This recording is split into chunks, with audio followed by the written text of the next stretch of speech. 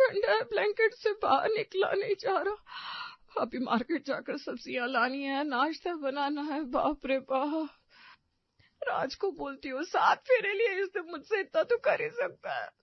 नेहा की बात सुनकर उसके बगल में सो रहा राज अपनी एक आंख को आधा खोलकर धीरे से कहता है, बिल्कुल नहीं कर सकता। हमारे बीच पहले ही तय हो गया था कि तुम मुझे कभी भी किचन से रिलेटेड काम करने के लिए नहीं बोलोगी। वाह जी वाह, बहुत से यहाँ मैं घंटा बजा बजा कर भी जगाऊं तब भी तुम्हारी आंख नहीं खुलती। और अब देखिए महाराज कैसे बंद आंखों में भी बात कर रहे हैं। पता नहीं क्या दिमाग घुमाता मेरा, जो मैंने तुमसे शादी के लिए हाँ कर दी थी। सुबह सुबह दिमाग गरम कर देते तुम, सच में। देखो, अभी 2 मिनट पहले कैसे ठंड से कांप रही थी तुम, और अभी दिमाग गर्म हो गया। दिमाग गर्म यानी शरीर गर्म। अब तुम आराम से वॉक करते हुए सब्जी लाने जा सकती हो।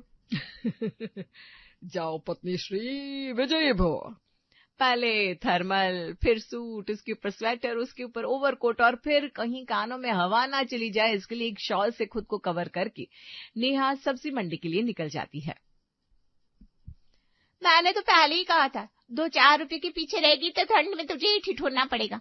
तेरा तो कितना सही था, तेरे पापा जी सुबह सुबह आकर सब्जी मंडी से फ्रेश सब्जियां ले जाते थे, पर तुझे उसमें भी शांति नहीं थी। फिर जीजू ने डिपार्टमेंट संभाला तो तू उनके पीछे पड़ गई। ठीक हो रहा है तेरे साथ यार, इतने कम कपड़े क्यों पहन कर आई है, पूरा बिस्तर ही लेकर आ जाती।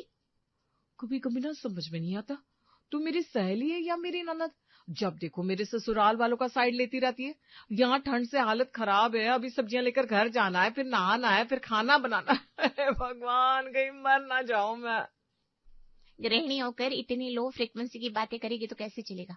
हम गृहिणियों को तो भगवान ने आशीर्वाद दिया है, हर प्रॉब्लम का सोल्यूशन निकालना जानते हैं हम। अब तू भी ना जरा जुगाड़ लगाना शुरू कर दे। मुझे देखने आने के पहले अपने सास ससुर को नाश्ता करवा कर आई हूँ मैं। क्या इतनी सुबह सुबह क्या बना लिया तुमने, और कैसे? रात की रोटियां बची थी, उसे गरम करके उसके ऊपर घी लगाया और गुड़ के टुकड़ों से गार्निश करके हेल्दी मीठी चपाती बनाकर अपने सास ससुर के सामने रख दी। ठंड के लिए गुड़ और घी हेल्दी भी होते हैं और ये नाश्ता फटाक से बन जाता है। अब सुबह सुबह गरम गरम मीठा मीठा नाश्ता मिल जाए तो किसी ही प्रॉब्लम होगी यार। शिप्रा की बातें नेहा के दिमाग में अच्छी तरह फिट हो जाती है। उसे समझ में आ जाता है कि अब उसे काम करना नहीं है, बल्कि काम चोरी करनी है। घर लौटकर नेहा सबसे पहले बाथरूम में जाती है और फर्श पर पानी गिराकर अपना चेहरा धोकर बाहर आ जाती है। बाप रे बाप, बड़ी ठंडे है, पर जरूरी है ना हाइजीन, तुम भी नहा कर दुकान जाना। राज, रोज की तरह परफ्यूम लगा कर मत निकल जाना। अरे जब तक मैं नहाता हूँ आप मेरे लिए नाश्ता बना देती हैं तो बहुत अच्छा होता है मैडम। बहुत जोरों की भूख लग रही है, और थर्सडे है तो दुकान भी जरा देर से ही खोलूंगा। अच्छे से टेस्टी नाश्ता बनाना ताकि पेट भर के खा कर जाऊं। नेहा किचन में जाती है और फ्रिज खोलकर ब्रेड की पैकेट बाहर निकालती है। उपमा तैयार करने का इंग्रेडिएंट। ब्रेड के छोटे छोटे टुकड़े करके एक तरफ इकट्ठा करके नेहा बाकी मसाले निकालने लगती है। तेज पत्ता, काली सरसों, हल्दी, हींग और मिर्च से तड़का मार दूंगी और बाकी एक एक आलू, एक शिमला मिर्च और कुछ ही हरी मिर्च काट के फ्राई करके उसमें ब्रेड के टुकड़े डालकर मिक्स कर दूंगी। बस, और कुछ नहीं होने वाला भाई मुझसे इस ठंड में। और इस तरह नेहा शाही ब्रेड क्रम से उपमा बनाकर अपने ससुराल वालों के सामने नाश्ते में परोस देती है। नाश्ते के लिए उपमा बोला था ना बेटा, ये तूने क्या बना दिया? वही तो मम्मी जी, हमने बस एक चीज सीख ली और उसी के पीछे पड़े हुए हैं। आपको ठंड में ना गर्मा गर्म उपमा खाना था ताकि गर्म खाने से शरीर में जरा गर्माहट आए, पर ऐसा नहीं होता मम्मी जी। पेट में जाने के बाद सब ठंडा ही तो हो जाता है। आपकी पसंद और सेहत को ध्यान में रखते हुए मैंने उपमा तो बनाया, पर सूजी से नहीं, ब्रेड क्रम से। इसमें जो छौंका लगाया ना मम्मी जी, ये शरीर के लिए बड़ा फायदेमंद होता है। घुटनों का दर्द हो, सर दर्द हो या कोई और दर्द, फाट से छुमंतर हो जाता है। अब बताइए मम्मी जी, आपके रेगुलर नाश्ते से बेटर नाश्ता बनाया ना मैंने। गले में जरा खिचखिच हो तो इस उपमा को खाने से ठीक हो जाएगा क्या? ठीक हो जाएगा नहीं, ठीक हो गया पापा जी, आप बस खाइए और देखिए कैसे आपको बेटर फील होता है।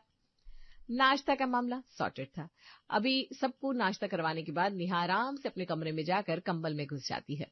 कुछ देर बाद उसकी सास उसके कमरे में आती है। तेरे पापा जी का चावल दाल खाने का बड़ा मन कर रहा है बहू, मैं चावल भिगो देती हूँ, तो चावल दाल के साथ एक अच्छी सब्जी बना लेना, और साथ में सलाद पापड़ रखना भूलना मत। पापा जी को दाल चावल सब्जी खाने का मन है मम्मी जी? अच्छा, पर आप चावल भिगोने की मेहनत क्यों कर रही है? आप आराम से जाकर छत पर धूप सेकिए, मैं तैयारी करती हूँ। अपनी सास को भेजकर 1 घंटे का अलार्म लगाकर नेहा आराम से सो जाती है। 1 घंटे बाद, हे भगवान, कुछ ज्यादा ही रिलैक्स हो गई थी शायद मैं। अब आधे घंटे में क्या बनाऊं? दाल चावल सब्जी, सब्जी काटनी भी होगी, दाल चावल भिगोए नहीं, क्या करूं क्या करूं? नेहा एक लंबी और गहरी सांस भरती है और किचन में जाकर अपने काम चोरी वाले नियम को फॉलो करते हुए फ्रिज को खोलती है। अरे वाह, चावल! भगवान, तू यही है, यही मेरी रसोई में बैठा हुआ है।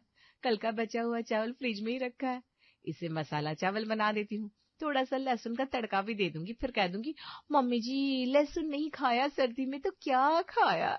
नेहा, यू आर ग्रेट यार। मुस्कुराती हुई नेहा इधर उधर कढ़ाई ढूंढने लगती है, पर उसे कहीं भी कढ़ाई दिखाई नहीं देती। ओहो, तीनों कढ़ाई तो धोने के लिए पड़ी हुई है। अब इतनी ठंड में पानी में मैं हाथ डालने वाली हूँ क्या? एक काम करती हूँ, तवे पर चावल फ्राई कर लेती हूँ। नेहा तवे को गैस पर चढ़ाती है। फ्रिज में पिछले रोज की बासी बची हुई सब्जियों को बारीक काट कर तवे पर डालकर थोड़ा और फ्राई कर देती है। फिर उसमें कूटा लहसुन डालने के बाद कुछ देर उसे और छोड़ देती है। फिर तवे पर प्याज और बचे हुए चावल डालकर अच्छे से मिक्स कर लेती है और ऐसे बन जाता है तवा मसाला चावल, जिसे डाइनिंग टेबल पर परोसा जाता है। ये क्या है आंटी जी? आपने तो मुझे दाल चावल का कहकर बुलाया था, ये तो जला बना हुआ अजीब सा खाना लग रहा है। ये क्या परोस दिया आपकी बहू ने? मेरे घर में बैठकर मेरे बनाए खाने की इंसल्ट करने की हिम्मत कैसे हुई आपकी? है कौन आप? आपकी तारीफ पहली बार दिखाइए थोड़ा। सीधा आकर मेरे बनाए खाने को बुरा भला कह रही हैं। इन मोहतरमा के सामने प्लेट रखी किसने? मैंने तो प्लेट आपको दी थी मम्मी जी। अरे बेटा, अभी 10 मिनट पहले नुक्कड़ तक गई थी घुटनों में लगाने का बाम लेने, पर वहीं मेरा घुटना मुड़ गया। इस बच्ची ने ही मेरी मदद की, मुझे उठाया और घर तक लेकर आई।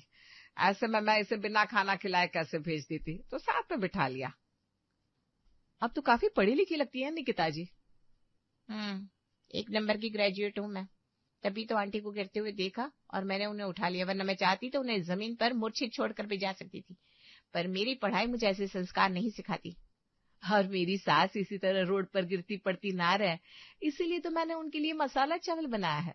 वो क्या है ना मम्मी जी, पापा दिन भर चलते हैं कितना, ये तो हमसे छुपा नहीं। 4 सीढ़ियां नीचे उतरकर दुकान, 4 सीढ़ियां ऊपर चढ़कर घर, और वही हालत आपकी है। दिन भर आप सोफे पर बैठी रहती है, ज्यादा से ज्यादा आधे घंटे के लिए छत पर जाती है। ऐसे बुढ़ापे में ऐसे भी शरीर की हड्डियां ना सूखने लगती है, ऊपर से सर्दी का मौसम, मतलब सूखी हुई हड्डियों का जकड़न। बाप रे बाप, बहुत भयानक हो सकता है मम्मी जी, और ऐसा आप लोगों के साथ ना हो, इसीलिए तो मैंने ये मसाला चावल बनाया है। पापा जी की पसंद का भी पूरा ध्यान रखा है मम्मी जी। शरीर को गर्म रखने वाली सारी सब्जियां डाली इसमें, और थोड़े से कोयले का स्मोक भी दे दिया, ताकि शरीर में ना कार्बन की कमी ना हो। आप समझ रही है ना मम्मी जी? आप नहीं भी समझेंगी तो भी निकिता जी, तो आप तो समझ रही है ना, आप तो 1 नंबर की ग्रेजुएट है जी। मैं तो देखती ही समझ गई थी इसीलिए तो मैंने खाना भी शुरू कर दिया। इसी तरह नेहा की गाड़ी चल पड़ती है। अपने अतरंगी खानों को बना बनाकर वो अपने ससुराल वालों को अच्छी तरह चूना लगा रही थी। कुछ दिनों बाद उसकी बुआ सास पुष्पा उसके घर आती है। प्रणाम बुआ जी, कैसी हैं आप?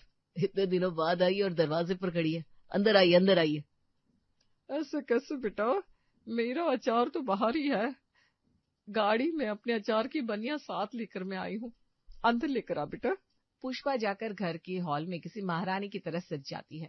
पूरा परिवार उसे घेर कर बैठ जाता है, क्योंकि किसी के पास इसके अलावा कोई ऑप्शन भी नहीं था। मुझे टॉयलेट जाना है मम्मी जी, मैं जाऊं? अरे तो यहाँ से उठ गई ना बेटा तो तेरी बुआ सास रो रो कर हंगामा कर देगी कि उनको 2 मिनट देखना तुझसे बर्दाश्त नहीं हुआ, और फिर क्या ड्रामा होगा तू सोच भी नहीं सकती। चुपचाप यहाँ बैठी रहे जब तक उन्हें नींद नहीं आती। 2 घंटे एक ही जगह बैठे बैठे नेहा की कमर अकड़ जाती है। ये अचार की बनिया कब से यहाँ टेबल पर रखी है बुआ जी? मैं किचन में रखकर आ जाऊं? इतनी मेहनत से आप इन अचारों को ले आइए, जरूर इसमें कुछ स्पेशल होगा, और इतनी शुभ चीज तो घर की रसोई में ही अच्छी लगती है। बहू तू तो होशियार ले आई है सुषमा। रसोई में जा रही है बेटा तो चाय बना कर लेते आना सभी के लिए। हाँ, और हाँ, चाय पत्ती मत डालना, चाय में सिर्फ तुलसी के साफ साफ हरे हरे पत्ते डालना। मैं तुलसी वाली चाय ही पीती हूँ ना। नेहा के माथे पर सलवटें आ जाती है। उसे लगा था ये टेढ़े मेढ़े खाने सिर्फ वही बना रही है, दरअसल बात कुछ और थी। ब्लड रिलेशन तो नहीं है मेरा बुआ जी से, पर अतरंगी खाना बनाने का टैलेंट मेरे में उनसे ही आया है लगता है। दूध में तुलसी पत्ता डालकर कौन सी चाय पत्ती बन जाती है? अजीब है बुआ जी भी। जल्दी से चाय पीकर इन्हें नींद आए तो बला टले। पर ऐसा नहीं होता। पुष्पा ने तो ये चाय अपनी नींद गायब करने के लिए पी थी।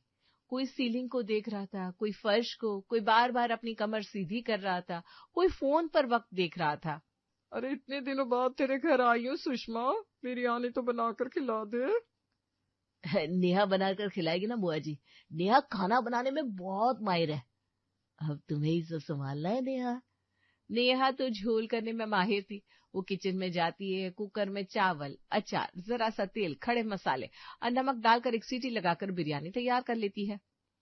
ये क्या बना दिया बहू तूने? ऐसा खाना बनाती है तेरी बहू सुषमा? मैंने तो सोचा था पूरे 7 दिन यहाँ रहकर जाऊंगी, पर लगता नहीं कि इस खाने को खाने के बाद 1 सेकंड भी रुक पाऊंगी।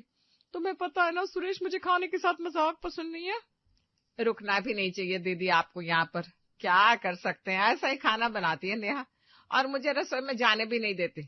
मुझे पता है दीदी, आप इतना वाहियात खाना खाने के बाद यहाँ नहीं रुकेंगे। आखिर आपकी भी कोई इज्जत है। जा राज, अपनी बुआ जी के अचार की बर्नियों को उनकी गाड़ी में रख दे, आपकी बड़ी याद आएगी दीदी। इस तरह नेहा के लगाए दिमाग से पुष्पा से सभी को छुटकारा मिल जाता है, और इसके बदले में नेहा सभी से रिटर्न में लेती है हेल्प रसोई के कामों में। मन्नत और कार्तिक एक दूसरे से बहुत प्यार करते हैं। दोनों के घरों में शादी की बातें चल रही होती है। मन्नत पंजाबी है और कार्तिक साउथ इंडियन। दोनों परिवारों के रीति रिवाज अलग अलग होने के कारण दोनों कोर्ट मैरिज करने की इच्छा जताते हैं। ये सुनकर कार्तिक के फूफा जी नाराज हो जाते हैं।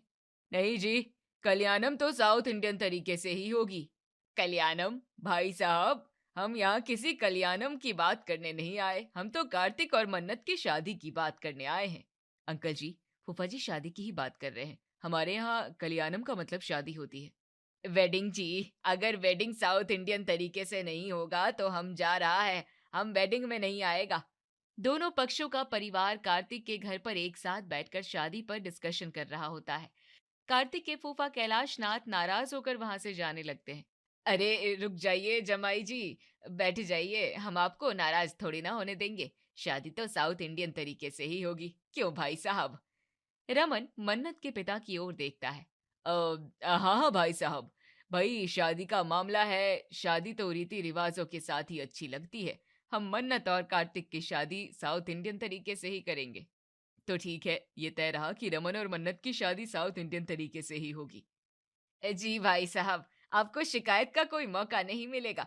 अच्छा, अब हम चलते हैं। सत श्री अकाल बहन जी। जी, मैंने कहा नमस्ते जी। वड़क्कम जी, वड़क्कम। वड़क्कम? अच्छा, अब समझी, आप नमस्ते करना चाहती हैं। आपने बिल्कुल सही समझा है जी। कार्तिक के घर से विदा लेकर मन्नत के माता पिता अपने घर आ जाते हैं। मम्मी पापा, आप दोनों ने वहां बोल तो दिया कि हम शादी साउथ इंडियन तरीके से करेंगे, लेकिन जब बारात आएगी तो उनका स्वागत कैसे करोगे? हमारा और उनका कल्चर, खाना पीना बिल्कुल अलग है। हाँ, चलते समय कार्तिक की माँ न जाने क्या बोल रही थी। मम्मी, कार्तिक की माँ वड़क्कम बोल रही थी। हाँ, वही वड़कम। मैं तो उनका नमस्ते ही नहीं समझ पाई। बारातियों से कैसे बातचीत करेंगे? उनका खाना पीना ये सब कैसे होगा? उनके रीति रिवाज तो हमारी समझ से बिल्कुल अलग हैं। हम साउथ इंडियन रीति रिवाज से शादी की तैयारी कैसे कर पाएंगे? सभी चिंता में पड़ जाते हैं। घर में सन्नाटा छा जाता है। थोड़ी देर बाद हमें सबसे पहले किसी साउथ इंडियन को अपने घर बुलाना होगा और रोज 2 घंटे उससे क्लास लेनी होगी।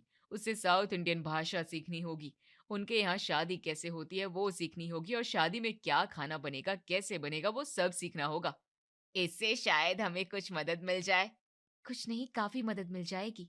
मेरा दोस्त हरिहरन है ना, वो साउथ इंडियन है। मैं उसे कल से बुला लेता हूँ। वो हमें रोज 2 घंटे साउथ इंडियन शादी की तैयारी करवा देगा। हाँ, ऐसा कर लो, उसे कल सुबह बुला ले।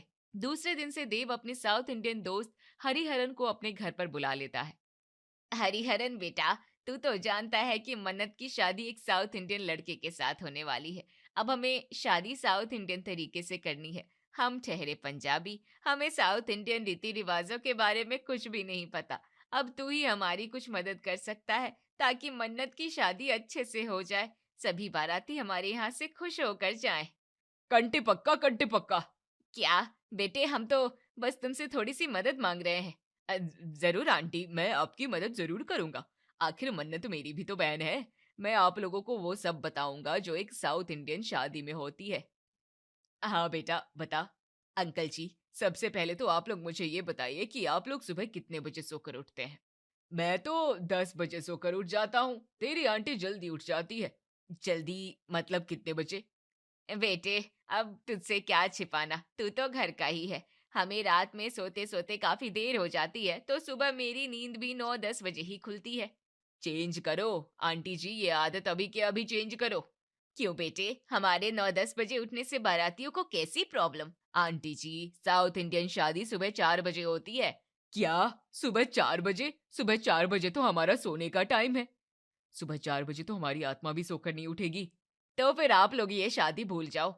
ऐसा सुनते ही मन्नत का चेहरा उतर जाता है। बेटे, हम लोग सुबह 4 बजे उठने की पूरी कोशिश करेंगे।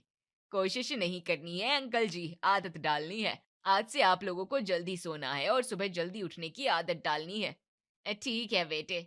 उस दिन की क्लास लेकर हरिहरन अपने घर चला जाता है। आज तो हरिहरन ने बहुत जरूरी बात बताई है। हमारे यहाँ तो शादियां दिन में होती है। हमें तो पता ही नहीं था कि साउथ इंडिया में शादी सुबह सुबह होती है, वो भी सूरज निकलने से पहले। अरे ऐसा कहो ना कि आधी रात में शादी होती है। सुबह की 4 बजे आधी रात नहीं होती, सुबह हो चुकी होती है। अगला दिन शुरू हो चुका होता है। हाँ हाँ, तू तो शादी से पहले ही साउथ इंडियन बन चुकी है। हम साउथ इंडियन थोड़े ही हैं। सुबह 4 बजे उठना कोई बच्चों का खेल नहीं है। अगर तू उठ सकती है तो कल उठ के दिखा देना। हाँ, मैं कल से सुबह 4 बजे उठ जाऊंगी। अब बहस करने से कोई फायदा नहीं है। आज से हम रात में जल्दी सोएंगे और सुबह 4 बजे उठेंगे। सुषमा रात का खाना शाम के 6 बजे ही बना देती है। खाना बन गया है, सब लोग खाना खाकर सो जाओ। क्या मम्मी, अभी तो शाम के 6 बजे हैं। इस वक्त डिनर कौन करता है? तेरी मम्मी नू दिमाग सटक गया सी। शाम के 6 बजे खाना खिला रही है। सुबह नहीं उठना क्या जल्दी? क्या सुबह 4 बजे उठने के लिए हमें रात के 8 बजे सोना होगा? और रात का खाना सोने से 2 घंटे पहले खाना चाहिए। अरे यार, मैं तो भूल ही गया था कि कल से हमें जल्दी उठना है। मन्नत बेटी, सबके लिए खाना लगा दे। मन्नत टेबल पर सबका खाना लगाती है, लेकिन शाम के 6 बजे किसी ने खाना नहीं खाया जाता है। सभी लोग किसी तरह से एक रोटी खाकर अपने अपने कमरे में सोने चले जाते हैं। घड़ी में सुबह 4 बजे की अलार्म लगा देता हूँ। अलार्म नहीं लगाया तो मैं सोता ही रह जाऊंगा। उधर देव भी सुबह 4 बजे का अलार्म लगा लेता है। सभी बेड पर होते हैं, लेकिन नींद किसी को नहीं आती है। सुषमा करवटें बदल रही होती है। तू सोई नहीं अभी तक? नींद नहीं आ रही है। विक्रांत घड़ी की ओर देखता है तो रात के 8 बजे होते हैं। अभी तो 8 ही बजे हैं। कोशिश कर, नींद आ जाएगी। अपनी आंखें बंद कर ले और चुपचाप सो जा। उधर देव भी अपनी आंखें बंद करने की कोशिश करता है, लेकिन जिन्हें रात के 12-1 बजे तक जागने की आदत हो, उन्हें इतनी जल्दी नींद कहाँ आती। सभी लोग रात 12 बजे के बाद ही सोते हैं। सुबह 4 बजे घड़ी में अलार्म बजता है, लेकिन ना तो विक्रांत की नींद खुलती है और ना ही सुषमा की। उधर देव भी घोड़े बेचकर सो रहा होता है। अचानक सुषमा को ऐसा लगता है कि कोई उसे जगा रहा है। उसकी नींद खुल जाती है तो देखती है कि मन्नत उसे जगा रही होती है। मम्मी उठो, उठ जाओ, सुबह के 10 बज गए हैं। सुषमा हड़बड़ा कर उठती है। 10 बज गए सुबह के? सुषमा विक्रांत को उठाती है, लेकिन वो तो जोर के खर्राटे ले रहा होता है। उजी उठो भी, खर्राटे लेकर क्या स्यापा मचा रखा है? ऐसे करोगे बेटी की शादी?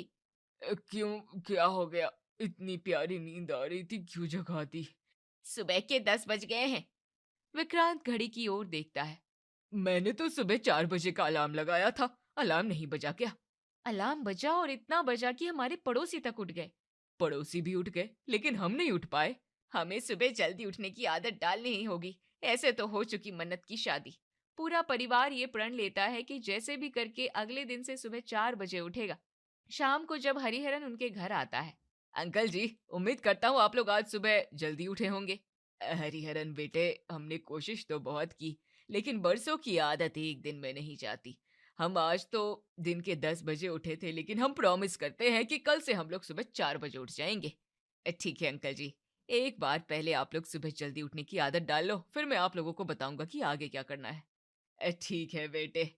हरिहरन चला जाता है। उस दिन भी सुषमा रात का खाना जल्दी बनाकर सबको खिला देती है। घर के सभी लोग खाना खाकर सोने चले जाते हैं, लेकिन किसी को नींद नहीं आती है। नींद नहीं आ रही यार, क्या करूं? देव रात के 8 बजे उठकर टीवी पर अपना फेवरेट वेब सीरीज देखने लगता है। टीवी की आवाज सुनकर विक्रांत भी उठकर वहां आ जाता है। दोनों को वेब सीरीज देखने में बड़ा इंटरेस्ट आ रहा होता है और वक्त का पता ही नहीं चलता। देव जब घड़ी की ओर देखता है। पापा रात के 1 बज गए हैं, हम अभी सोए तो सुबह 10 बजे तक सोते रहेंगे। एक काम करते हैं, सुबह के 4 बजने में सिर्फ 3 घंटे ही तो बाकी है, आज हम सोएंगे ही नहीं। तू जाकर चाय बना ला। देव रसोई में जाता है और 2 कप चाय बनाकर ले आता है। तभी सुषमा भी उठकर वहां आती है। सुबह दोनों बाप बेटे अकेले अकेले चाय पी रहे हो, मुझसे पूछ लेते तो स्यापा हो जाता। मम्मी हमने सोचा तुम सो रही होगी। नींद तो आ रही थी लेकिन चाय की खुशबू से नींद खुल गई। मैं तुम्हारे लिए 1 कप चाय बना लाता हूँ। देव बेटा, साथ में कुछ मूंगफलियां भी लेते आना। थोड़ी देर में देव चाय और मूंगफली लेकर आता है। तीनों सोफे पर बैठकर आराम से चाय पीते हैं, मूंगफली खाते हैं और गप्पे मारते हैं, और इस तरह सुबह के 4 बज जाते हैं। आज तो हमने बाजी मार ली, हम पूरी रात नहीं सोए और सुबह 4 बजे उठ भी गए। धीरे धीरे हमें सुबह जल्दी उठने की आदत पड़ जाएगी। अगले दिन देव का दोस्त हरिहरन उनके घर आता है। हरिहरन बेटे, समझ लो हमने सुबह जल्दी उठने की आदत डाल ली। बेटे, अब हमें ये बताओ कि हम बारातियों का स्वागत कैसे करेंगे। आंटी जी, जैसे ही कोई बाराती आए तो उनसे कहना, नमस्कारम जी, वांग वांग। नमस्कारम जी, वाहू वाहू। वाऊ वाऊ नहीं आंटी जी, वांग वांग। वांग वांग का मतलब होता है आइए आइए। अच्छा, आइए आइए। अरे सुषमा, जैसे हम जी आइनू कहते हैं ना, वैसे इनकी भाषा में वांग वांग कहते हैं। ठीक है हरिहरन बेटे, हम समझ गए। अगर बारातियों से कहना हो कि बैठिए खाना खाइए तो क्या कहेंगे? उकारंग सापडिंग। क्या ये तूने क्या कहा? उकारंग सापडिंग। तभी मन्नत वहां आती है। उकारंग का मतलब बैठिए और सापडिंग का मतलब खाना खाइए। क्या भैया, आपको इतनी आसान सी भाषा समझने में दिक्कत हो रही है? तेरे लिए आसान होगी, तू तो कार्तिक के साथ रह रहकर सब सीख गई है। हमें क्या पता साउथ इंडियन भाषा कैसे बोली जाती है। हरिहरन बेटे, आज के लिए इतना काफी है, हम लोग इतना सीख ले, यही बहुत है। ठीक है अंकल जी। हरिहरन चला जाता है। अब उसके जाने के बाद घर में सभी एक दूसरे से साउथ इंडियन भाषा में बात करने की प्रैक्टिस करते हैं। अरे सुषमा जी, उकारंग उकारंग। ये आप क्या कह रहे हो जी? अरे खड़ी क्यों हो, बैठ जाओ। उकारंग मतलब बैठिए। मैं यहाँ उकारंग करने नहीं आई, खाना बन चुका है, सापडिंग सापडिंग। सभी लोग खाने की टेबल के पास जाते हैं। खड़े क्यों हैं उकारंग? सभी लोग खाने के लिए बैठ जाते हैं। सापडिंग जी सापडिंग। अरे वाह, मम्मी तो एक ही दिन में सब सीख गई। कैसे नहीं सीखूंगी, अपनी बेटी जो ब्याहनी है, तेरी खुशी के लिए मैं तो कुछ भी कर सकती हूँ। पूरा परिवार इमोशनल हो जाता है। एक ही तो बेटी है हमारी, उसकी शादी सबसे अच्छी तरह से हो, इसके लिए हम अपनी जान लगा देंगे, तू बस देखती जा।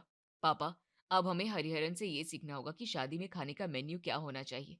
हाँ देव बेटे, तूने अच्छा याद दिलाया। खाने का मेन्यू तो बहुत जरूरी चीज है, उसमें कोई कमी नहीं होनी चाहिए।